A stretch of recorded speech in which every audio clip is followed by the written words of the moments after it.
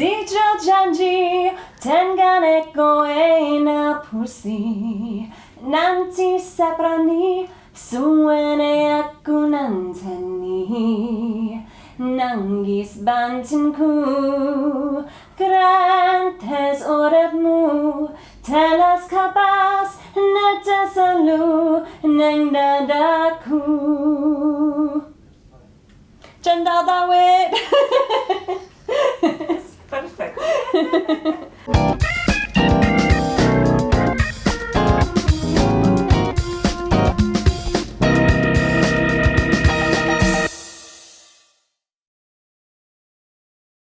Okay, my childhood. I was born in Indonesia.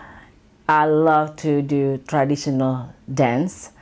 I remember tari bodo, kipas, tari Bali, pendet. I love doing that. So that's always in me, you know, about traditional dance. And actually, my elementary school is SD Besuki, where Obama went to school. So I'm kind of proud. At least I'm alumni of Obama, you know, elementary school. I like to listen to Kool and the Gang, Mariah Carey, Whitney Houston in the old days. I never really listened to Indonesian music. I wasn't interested at all. I was really listening for American music, definitely. So yeah, my childhood, I always liked entertainment, but I couldn't do it because my mom never liked it. She never liked me to do anything with entertainment. She was so tight that I couldn't even go nowhere. Always protective, you know, but I think it's kind of good and not good. But now I'm able to explore what I wanted to do. Graduated high school from Perguruan Cikini. So then I came to San Jose, California at Saratoga College in San Jose.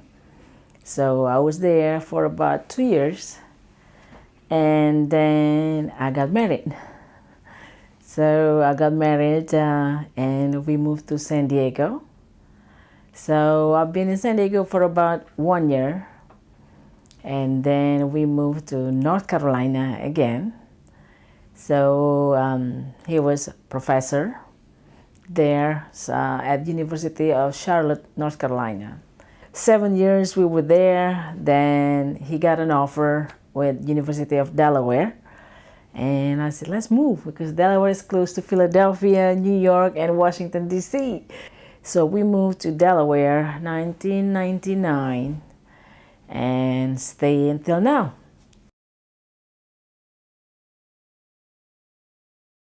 So the funny thing, when I was young, I always thought it's not cool listening to Dangdut. But then when I'm here, it's cool listening to Dangdut because I think it's my own culture, it's where I'm from, so I don't forget where I'm coming from.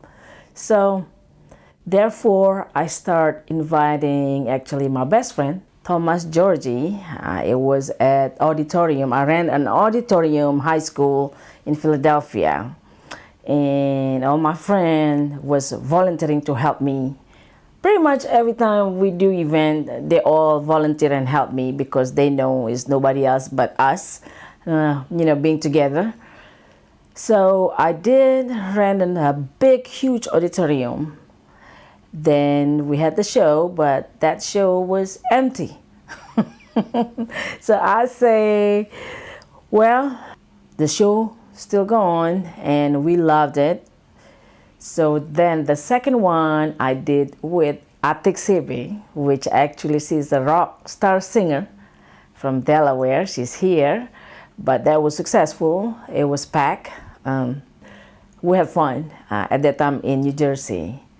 So we did again invite Thomas Georgie. So the second show we did in DC, it was packed.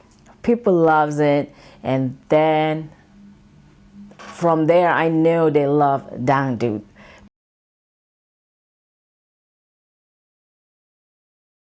So after a couple times, I think 4 or 5 times, couple artists, Fitri Carlina, Thomas Georgi, Benigno, oh, Lisa Natalia, which she was a dancer.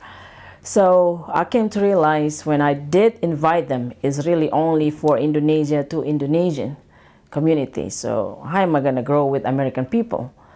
And I love Dangdut music. So I thought from there, how can I do something different? So I came up with an idea, auditions, Dangdut in America. The first time I did Dangdut in America, that was 2007, auditions. I ran a auditorium, the same thing, with volunteer friends that helping me out. It was so empty. Nobody believed in what's going on. That was the first day. We did auditions from Friday, Saturday, Sunday. So when we did Friday, totally empty. And then second day, people start coming. Maybe because it was working day, nobody was coming. So we did the second day. We had a professor from UPenn, Mary Huffer, anthropology. So, and then we had quite a few American that really was there for auditions. So yeah, we were so happy. We did auditions, probably about 30 people right there. So, and after the audition Sunday, more people coming, and then we get to pick 3 winners. That was Chris, Valkyria, John JLS, and Yuki from Japan. So we had 3 winners, and we trained them singing in Indonesian language. And then we had the performances, the show, the concert finally. Oh, I had a goosebump because everybody was like, oh, it's not gonna happen, nobody will be interested. But we did. So it was very successful. We even had the band from America. And the good thing, the band was kind of like professional band that did play the bass for Gladys Knight, and then somebody else played for Delphonics. So it's kind of like, old G, but, professional. So they did it, the music like Dangdut jazz. It's not really Dangdut. It mixed with jazz sound. We used different flute, American flute with metal flute, not bamboo flute. So we had fun, and it was a history that from then I didn't think that the idea was brilliant idea that I get appreciated a lot from everywhere. So it was just something that I thought is cool idea. I never thought it would last, that people appreciate the idea that we did it.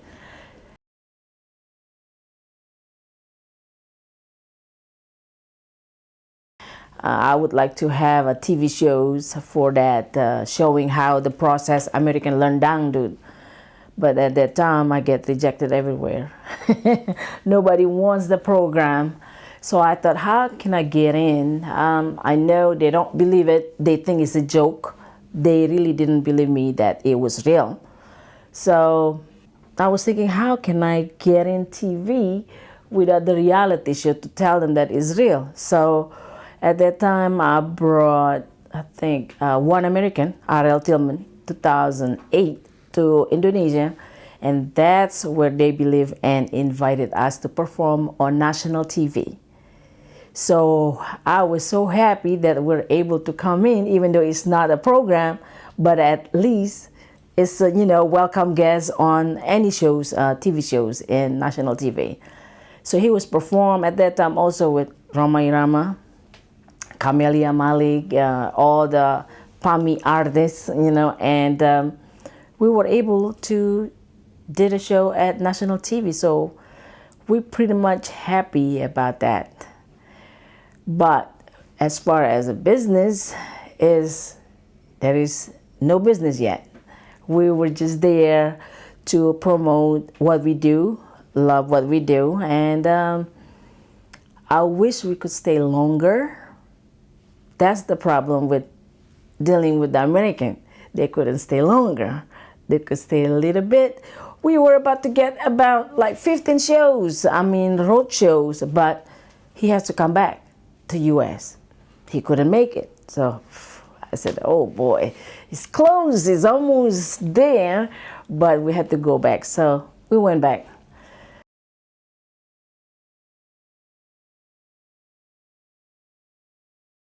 So at that time I had personal problem. So I was kind of like cool, stay cool, not active in Dangdut from 2010 to 2014. But at 2014, I got a phone call from TVRI, which is a government, national TV, called me and said, hey, we got a slot for you if you want to have the reality show. I said, what? This is what I've been waiting for. I right away jumped in and said, yes, we would love to work with you. So we did it, and working together actually with Voice of America, we did 6 episodes. So as a pilot, 6 episodes. Then it was good, but it wasn't really what I'm expecting, so it was good. But it just built the relationships with the TV that they know is real. So then because of it, we did it again. And then 2015, 2016, 2017, we kept doing it until we did about almost 30 episodes with TVRI. So I'm satisfied about that. But as far as the business-wise, it's still not there. I don't know what's up, Indonesia. So I really don't understand what we did wrong, because we really is promoting Indonesia.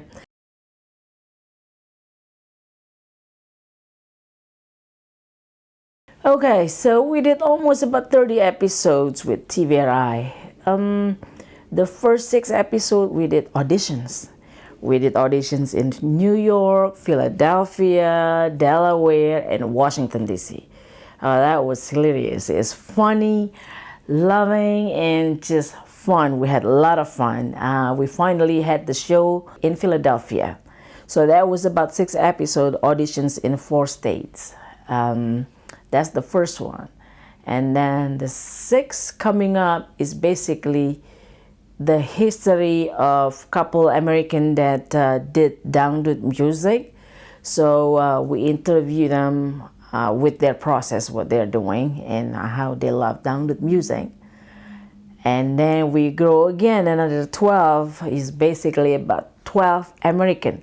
So each episode with one person, about half an hour, how they begin, with Dangdut until they did the music video clip.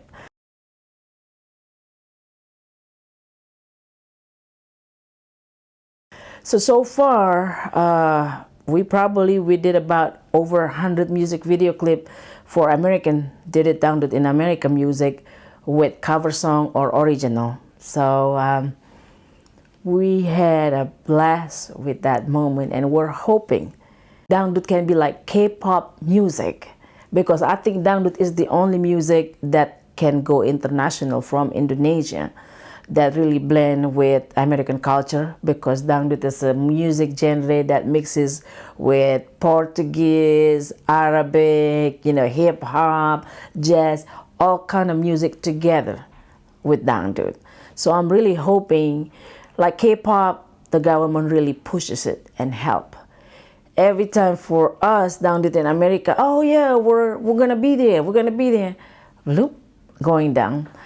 Nothing really happens. So it's just give us a chance to prove to you, give us the fun, give us the support to prove to you how we can push it, how Dangdut goes international in America. And I think for us doing Dangdut in America reality show is the only way. It's not just the music, but we can promote like tourism about Indonesia through media.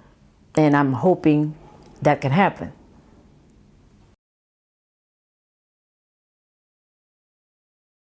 Let's say my dream is to have one hit wonder. Let's say Kristin have one hit song that has 400 million. And I'm hoping from there she can go back and she can sing a pop song with Taylor Swift. So that's really my imagination, my dream. So hopefully one day will come true.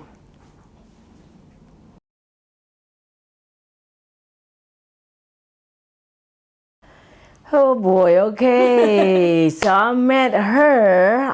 Actually, we did a movie. It's called Dangdut 101, and we had an auditions and we needed an extra, and she was there. So she knew about, film with musical. So then she sang, and I said, hey, she can really sing, because it was just a movie. I wasn't expecting that she can sing. So when I heard her, I said, hey, would you be interested to sing Dangdut? She said, sure, why not? So that's how I met her, through Dangdut 101. Yeah, everything about Dangdut. Yeah. It's kind of like a musical movie. We had Jolina B. She's one of the singers from Dangdut in America. And yeah, that's how we did it. We did 30 minutes film for that one. So it was successful the first time we tried it. Mm-hmm. And that's how we met Kristin. Yep. She was like, do you want to learn Indonesian songs? And I was like, yeah, okay. And then she's like, okay, you have like 2 weeks to learn this song, and then you're going to perform at an Indonesian festival. And I'm like, oh my gosh, what? I don't know, I wanted to do it. I had no idea what Dangdut was. I was like, Dangdut? Whatever, I'm putting myself out there we'll see what comes of this. So I wasn't expecting anything from that film, but it was cool. Yeah. It was definitely a good one to go So to. since then, 2019 until now, she is really seriously involved in Dangdut, and she enjoys it. And that's what I love about what you're doing with Dangdut. You're so passionate. Yeah. Yeah. So I went to Temple University. I studied theater there, graduated with my bachelor's, and while I was there, I was also studying voice, so classical voice, sort of in the opera realm, more like musical theater, so like popular musicals would be like Sound of Music, Julie Andrews, like that's kind of like my voice. So from there, I had all the background to be able to pursue music, and I've done musical theater and performed professionally with several regional theaters and children's theater tours. So the very first song that I ever learned was Indah Pada Waktunya by Dwi Persik, and it took me about 2 weeks to learn. And then I performed it, like I said, at that festival. And since then, I probably know over 30 Dangdut songs, originals and covers. Yeah. I was a huge fan of Didi Kempot, and I really like his Tattoo is one of my favorite songs. And I felt like my voice fit with his, as far as sound and also like in my range. Sing a little bit. Range. Senanjan kowe nilang rabi sotak sawang nanging nengati tansah kelingan. So Oh my like, gosh. wow, that was so cool. Like to be It able to, went viral at that Yeah. time because we were gonna get invited by him. It was this close. We Yeah. got invited, but he passed away. So yeah, we just really- didn't go. Yeah, Yeah. we didn't go. Yeah, so that song kind of was the propeller for all the rest of the songs that I've learned, and I've really just enjoyed every single one of them. TVRI. Yeah, we did a tribute with yeah. TVRI, special episode tribute to Didi Kempot. We did 2 episodes. Yeah, you and Jolina B. Yeah. Mm-hmm. So the whole thing, I call it like a yodel. I guess it's the best comparison for Americans to understand what it is. It's kind of like, like it's like a very like vibrato, but quick, back and forth on a note. And so that was difficult. But when I went to Indonesia, I got firsthand experience and lesson from the legend himself, Roma Rama, and he taught me, person to person, I was like right next to him, how to sing it. Like he gave me a little mini lesson. Singing the notes, he was like, follow me, and he would go, ah, like that, and I would follow him, and then he gave me some pointers on how to sing his songs and different things like that.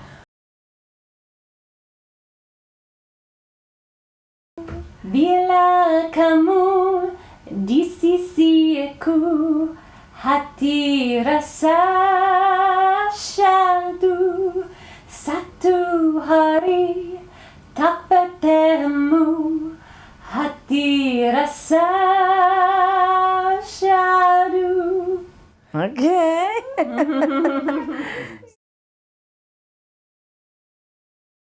First time being there as an American, it was very eye-opening to see a different lifestyle and how in America, I just noticed like we're so stressed in America. Whereas when I went over there, people were laid back. She was like a sudden superstar. Yeah. We go to villages, everybody like, oh, Barbie.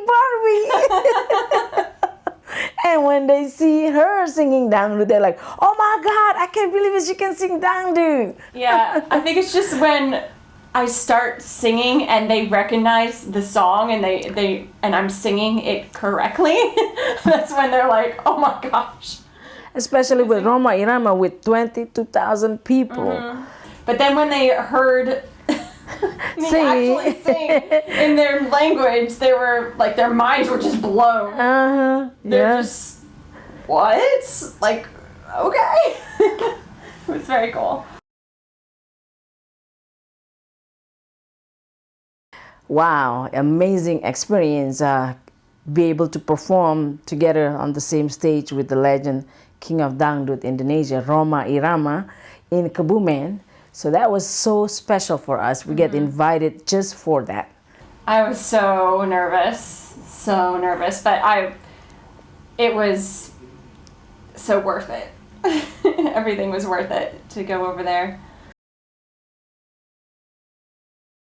I really needed to go to Indonesia to really appreciate the culture and completely understand it, because I kind of felt silly singing Dangdut songs having never even gone to Indonesia.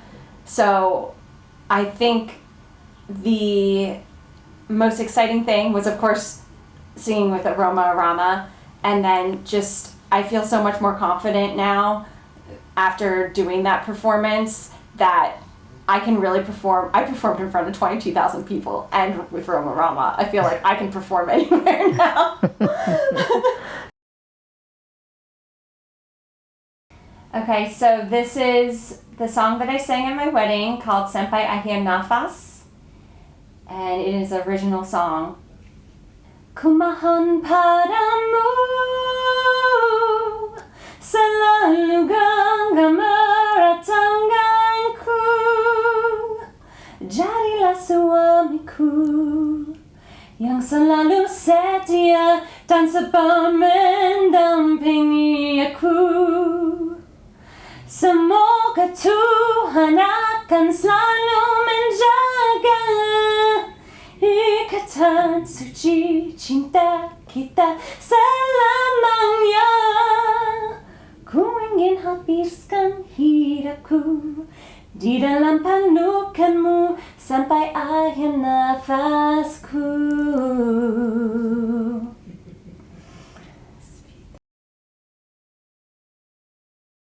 Sarah Emma, she's from Kediri.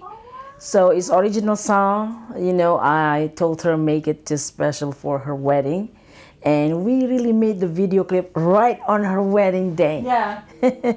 And we made some traditional clothes with Padang traditional outfit. So we do both traditional American and Padang outfit. So we mix it actually. She translated into English one part. Maybe you want to sing the English part. Oh, yeah. I didn't know it till I met you, that there was someone out there made for me. No one can make me laugh as much as you do. I'm the happiest when I'm with you. Yeah, so I see Dangdut similar to Rissa, that I really think that it can go mainstream in radio and everywhere, that it can become popular. Just because I've seen already in my lifetime, I've seen Spanish music get super popular. I mean, you know, there's Spanish singers on the radio already. Same thing, K-pop. Why not Dangdut? Yeah, like reggae, Yeah, the same thing. reggae. Yeah. Yeah, it's got an interesting sound. And I know a lot of musicians and just people in the music industry in general are always looking for something unique and different. And this is it. Dangdut. Yes. Yeah. And if American believe in Dangdut can go global, and you know, we as an Indonesian, I'm hoping to just support us, just follow us, just it's free. just follow us, make it stream so we can move forward on the next level in America. With Kristin, move up, we all gonna go up.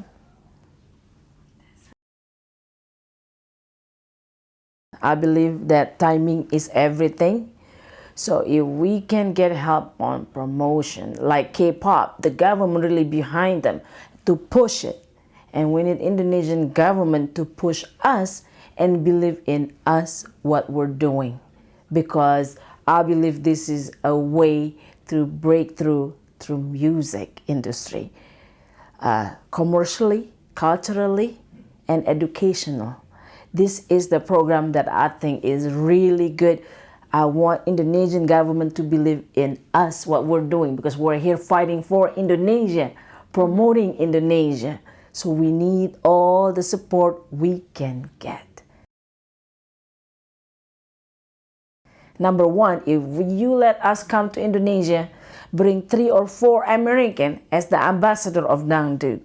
Going around Indonesia, we come back, we'll promote Indonesia, not just the province, but also the music and the language, the food, everything about it.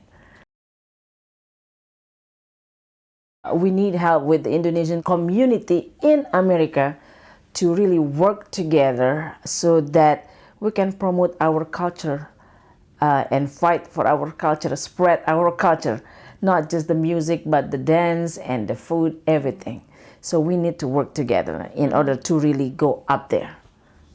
Yeah, I believe it's possible.